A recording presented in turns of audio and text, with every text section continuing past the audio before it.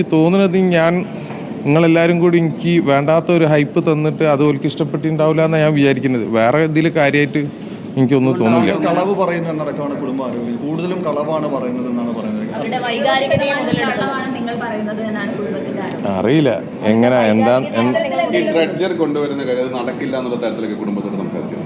ഇല്ല, ഡ്രഡ്ജർ കൊണ്ടുവരാൻ വേണ്ടിയിട്ട് ഞാനടക്കം ബാംഗ്ലൂർ പോയതേനും, പക്ഷേ ഇന്നെ അതിൽ ഉൾപ്പെടുത്തിയിട്ടില്ല ആ മുഖ്യമന്ത്രി. പക്ഷെ ഞാൻ അതിനും വേണ്ടിയിട്ട് രാഷ്ട്രീയപരമായിട്ട് കർണാടകയിൽ അത്യാവശ്യം പിടിപാടുള്ള ആൾക്കാരാണ്. പക്ഷെ ഞാൻ വന്നിട്ട് ഇനി ഒരു ബുദ്ധിമുട്ടാവണ്ട, ഞാൻ ബാംഗ്ലൂർ ഉണ്ടായിരുന്നു, എനിക്ക് കേസിൻ്റെ കാര്യങ്ങൾ നോക്കാണ്ടായിരുന്നു, ഞാൻ അവിടെ ബാംഗ്ലൂർ ഉണ്ടായിരുന്നു. പക്ഷെ എന്നെ വിളിച്ചിട്ടില്ലേനും. പക്ഷെ എനിക്ക് അതിലൊന്നും പരാതിയില്ല, ഞാനതിനൊന്നും ആവശ്യപ്പെട്ടു മനാഫിനെതിരെ പരാതി നൽകണമെന്ന് കുടുംബത്തോട് ആവശ്യപ്പെട്ടു. അത്തരത്തിൽ അവിടെ പെരുമാറുന്ന തരത്തിലുള്ള എന്താ അവിടെ ഉണ്ടായത്? അങ്ങനെയൊക്കെ പെരുമാറിയിട്ട് തന്നെയല്ലേ ഇത് ഇവിടെ വരെ എത്തിയത്.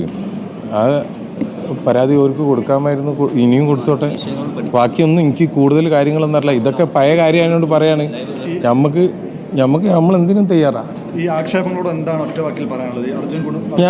ഞാൻ പറഞ്ഞ ആരോ ഓരോ തെറ്റിദ്ധരിപ്പിച്ച നിസാർ നമ്മളെ ഫാമിലിയാണ്. അതിൻ്റെ ഇടയിൽ എന്തെങ്കിലും ചെറിയ കാര്യങ്ങളൊക്കെ ഉണ്ടെങ്കിൽ അതൊക്കെ നമുക്ക് അവരുമായി സംസാരിക്കുന്നു.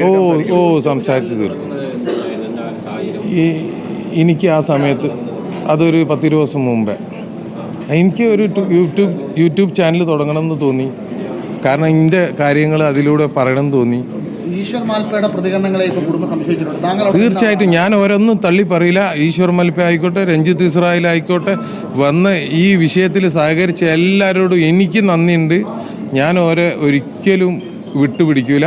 ഇവരൊക്കെ നമ്മളെ സഹായിച്ച ആൾക്കാരാണ്.